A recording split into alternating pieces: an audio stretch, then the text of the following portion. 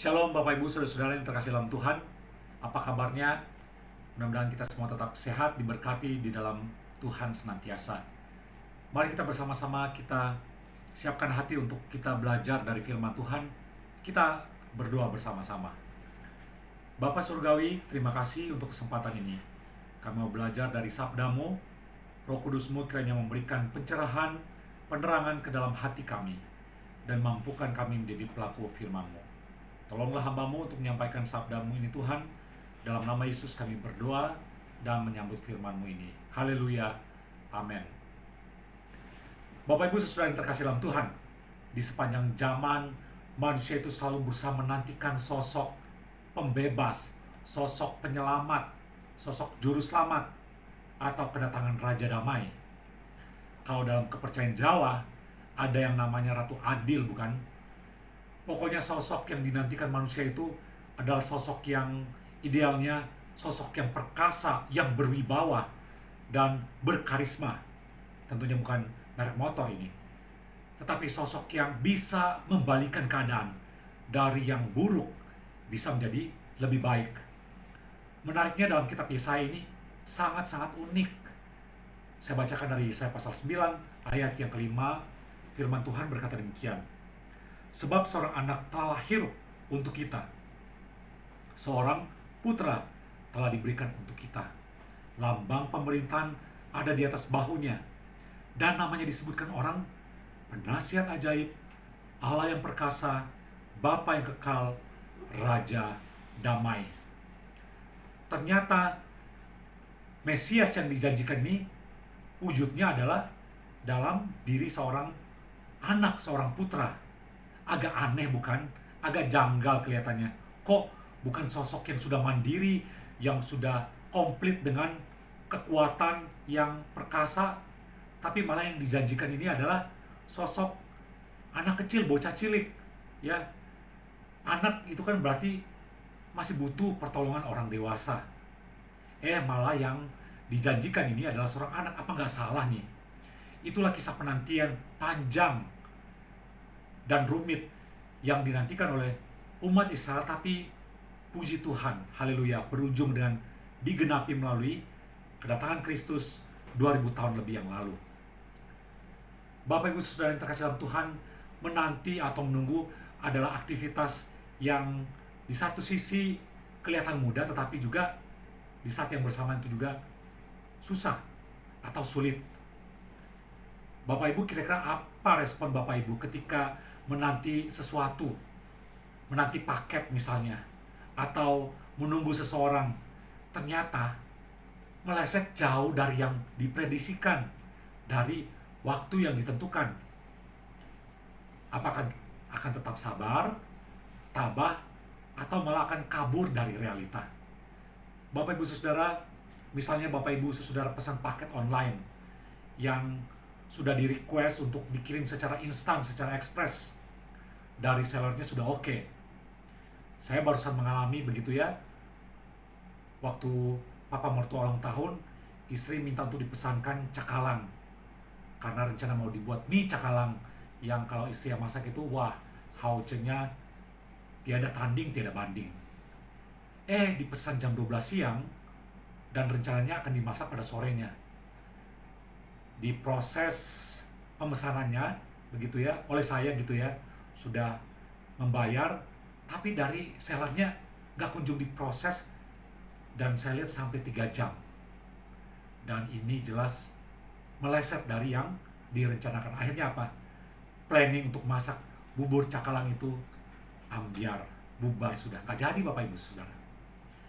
Nah, itulah realita pengharapan yang ternyata apa? Tidak sesuai dan tidak terwujud dalam realita. Bapak Ibu saudara yang terkasih dalam Tuhan, inilah yang terjadi. Dan kalau apalagi di zaman online, kita bisa checkingnya itu secara online, kita bisa track secara online, secara real time, dan kita bisa apa? Bisa update dari waktu ke waktu. Di satu sisi, kalau sesuai dengan waktu yang diberikan atau waktu yang sudah menjadi kesepakatan, itu akan menggembirakan. Tetapi kalau meleset jauh dari yang diprediksi, maka dari yang bersemangat akan menjadi apa? Menjadi bete, menjadi bosan, dan menjadi berujung pada penyesalan. Waduh, kenapa saya pesannya di dia begitu ya? Kenapa ada keterlambatan seperti ini? Pasti akan mengganggu planning dari Bapak Ibu, bukan? Itulah apa yang menjadi realita kita pada saat ini. Nah, Bapak Ibu Saudara, bayangkan bangsa Israel yang sudah dijanjikan oleh Allah, yaitu Mesias, dan mereka menantikan sejak lama. Dan bedanya lagi adalah nggak ada indikator untuk pengecekannya. Jadi nggak ada indikator untuk kita bisa memantau atau orang Islam memantau pada saat itu. Dan ini akan lebih menyulitkan lagi, bukan? Nggak ada indikator di langit atau melalui para nabi atau malaikat. Misalnya, oh, Mesias yang dijanjikan itu sedang diproses atau sedang on the way. Kalau ada tanda indikator seperti ini, paling nggak, oh iya ada kepastian begitu ya. Tapi jangan zaman dulu, nggak ada sama sekali. Dan benar-benar orang Israel itu blank. Mereka diminta untuk apa? Untuk menaruh pengharapan yang benar-benar sungguh-sungguh kepada Allah. Dan mereka harus memandang itu melampaui realita yang mereka hadapi. Dan ini sangat-sangat challenging banget. Bapak Ibu Saudara yang terkasih dalam Tuhan, makanya itulah yang membuat pengharapan Kristen ini unik. Itulah yang membuat pengharapan kekristenan itu berbeda dengan optimisme dari dunia. Optimisme itu adalah bicara tentang satu pengharapan bahwa satu saat keadaan atau kondisi akan bisa berubah dari yang buruk menjadi lebih baik. Itulah optimisme dunia. Tapi berbeda dengan pengharapan dalam kekristenan. Secara radikal sangat berbeda. Alkitab bicara tentang pengharapan itu ada dua kata di dalam bahasa Ibrani yang punya makna yang mirip, ya. Kata yang saya akan bahas di sini adalah kata kafa, yang artinya menanti atau berharap, dan punya arti lain, yaitu artinya adalah cord, attachment, atau tali atau melekat. Jadi Bapak Ibu Saudara, kafa itu artinya tali atau attachment. Dan ini adalah satu gambaran di mana tali itu dipegang erat-erat sampai ada tarikan, dan ini terjadi tension, ketegangan, dan terjadi juga attachment, melekat erat, dan pelekatan itulah yang membuat pertalian, yang membuat adanya penyatuan. Dan kembali kepada kata kafa tadi, ilustrasi yang tepat, kita memakai ilustrasi kata kafa ini, kita bisa lihat adalah pada saat Rahab menaruh tali kirmisi. Nah, kata tali yang dipakai di sini dalam bahasa Ibrani sama, yaitu kafa. Tali yang ditaruh di bawah jendela rumahnya itu adalah tali yang menjadi simbol pengharapan, menjadi simbol dari pengharapan sejati yang dimilikinya.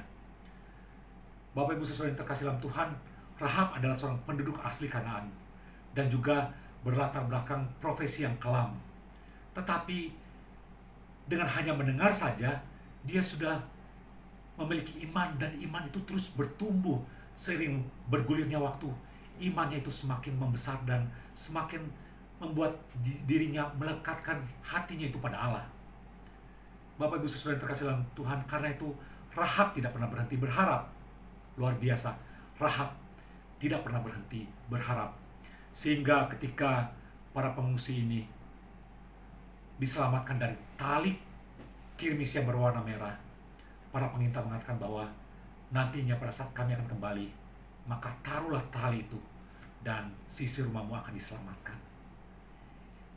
Tali kirmisi yang berwarna merah ini menjadi simbol pengharapan bahwa Allah Israel itu akan menggenapi janjinya, akan menjadi pembebas tidak hanya bagi bangsa Israel, tetapi juga untuk kaum dan individu seperti Rahab yang sebenarnya tidak berpengharapan, tetapi pada akhirnya dia memiliki pengharapan di dalam Allah.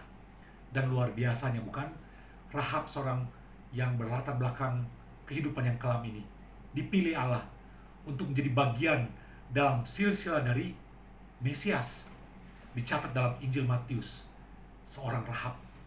Dan di dalam surat Ibrani juga Rahab masuk dalam list, dalam daftar dari para tokoh-tokoh pahlawan iman. Seorang wanita yang biasa, bahkan yang secara dalam pandangan dunia ini tidak berpengharapan, tetapi dia menunjukkan pengharapan yang sejati di dalam Allah. Dan pengharapan itu tidak pernah terguncangkan. Bapak Ibu Saudara terkasih dalam Tuhan, dan kita lihat pula bahwa di dalam surat Ibrani pula menyatakan demikian. Surat Ibrani pasal 6 ayat 17 berkata demikian, pengharapan itu adalah sauh yang kuat dan aman bagi jiwa kita, yang telah dilabuhkan sampai ke belakang tabir. Dalam versi bahasa Indonesia sehari-hari menarik. Harapan kita itu seperti jangkar yang tertanam sangat dalam dan merupakan pegangan, perhatikan, pegangan yang kuat dan aman bagi hidup kita. Dan harapan itu menembus gorden ruang maha suci di rumah Tuhan di surga. Sudah dikatakan pengharapan itu adalah jangkar yang tertanam sangat dalam dan merupakan pegangan yang kuat. Dan tak heran Bapak Ibu Saudara, orang Kristen mula-mula, mereka memakai simbol iman mereka itu sebenarnya bukan salib. Simbol mula-mula orang Kristen itu adalah jangkar. Dan kita tahu bahwa pada abad-abad awal, orang Kristen banyak mengalami penganiayaan, persekusi yang luar biasa. Tetapi mereka menaruh jangkar itu sebagai simbol. Jangkar itu di dalam hatinya, yaitu pengharapan dalam Kristus yang tidak akan terkondisi oleh ancaman atau tantangan yang berat sekalipun, oleh persekusi yang mengerikan sekalipun, tidak akan menceraikan iman mereka, kasih mereka, pengharapan mereka di dalam Kristus. Karena pengharapan itu sudah tertanam mendalam di dalam hati sanubari mereka, di dalam jiwa mereka. Apa yang Rahab tanam itu dalam hatinya, apa yang Rahab taruh dalam hati sanubarinya itu membuahkan hasil.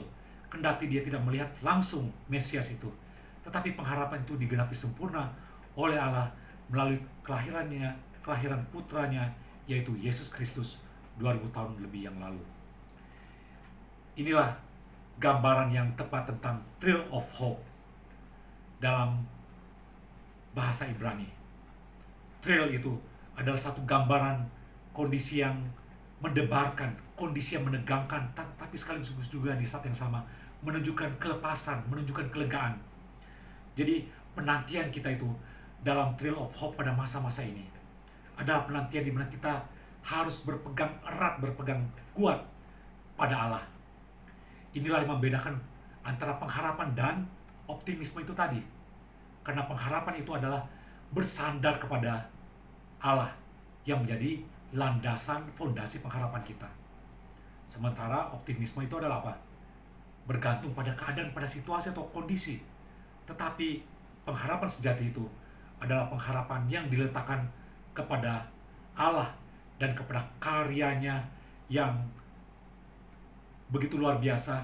Pengharapan kita letakkan kepada atribut, kepada karakter Allah yang adalah Allah yang kasih setia, yang selalu mengenapi janjinya, yang tidak pernah melupakan akan umatnya.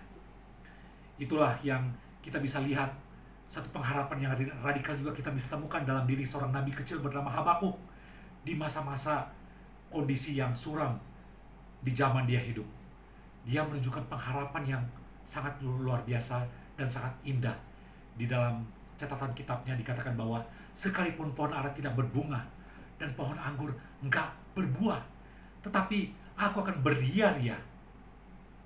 Bapak Ibu Saudara, aku akan beria-ria artinya apa? Aku akan bersuka cita di dalam Allah yang menyelamatkanku. Itulah pengharapan sejati, cuy. Pengharapan yang sekali lagi diletakkan hanya di dalam Allah sebagai penyelamat di dalam hidupnya. Bapak Ibu Saudara, baru-baru ini seorang teman saya dari Bekasi, seorang Kristen, dia sharing bahwa salah satu anggota keluarganya, yaitu istrinya, mengalami COVID. Dan dia mengatakan, Mas Ron, susah untuk mendeteksi dari mana kena. Tetapi dia mengakui secara jujur, pergumulan, dia panik walaupun dia seorang yang tahu secara pengetahuan tentang medis gitu ya. Dia bukan seorang dokter, tetapi dia punya pengetahuan background yang tahu tentang obat-obatan, peralatan medis, tapi dia mengatakan dia terpukul gitu ya, dia bergumul, dan dia mengatakan pada akhirnya, Ron, selain obat, dia berkata, ingat hati yang gembira itu adalah kuncinya. Hati yang gembira dalam Tuhan. Dan puji Tuhan Bapak Ibu Saudara, istrinya sembuh. Dan dia mengatakan bahwa penting sekali untuk apa? Terus bergembira dan memuji Tuhan. Bapak Ibu Saudara yang terkasih dalam Tuhan, itulah iman yang melekat erat, kendati ada pergumulan berat.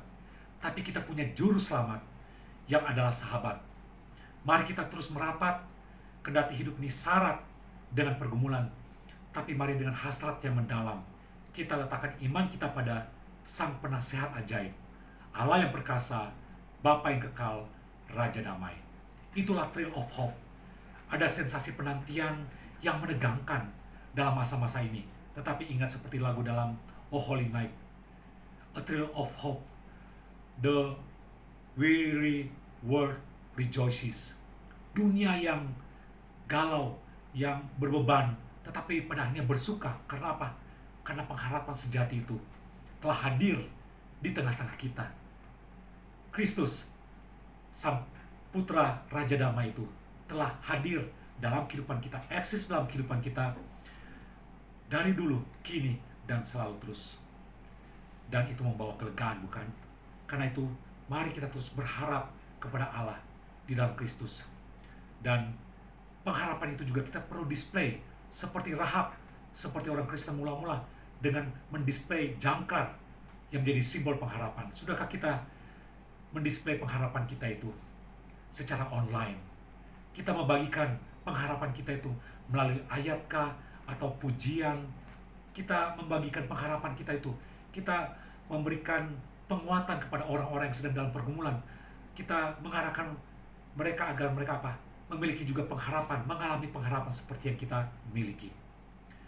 Demikian Bapak Ibu yang saya bisa bagikan dalam renungan kita ini. Tuhan senantiasa menyertai kita. Mari kita sama-sama berdoa. Bapa di surga, terima kasih untuk renungan firman-Mu.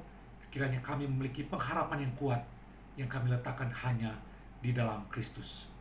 Tuhan, tolong kami melewati masa-masa ini. Ada masa-masa yang membuat kami bergumul, tetapi biarlah kami mengarahkan senantiasa pengharapan kami hanya kepada Engkau ya Tuhan. Tolong setiap jemaat-Mu Tuhan, Engkau yang menyertai, menghiburkan dan menguatkan dengan Roh Kudus-Mu. Terima kasih ya Tuhan Yesus, pimpin dan sertai kami. Kami bersyukur dan berdoa di dalam nama Tuhan Yesus. Haleluya. Amin. God bless you all.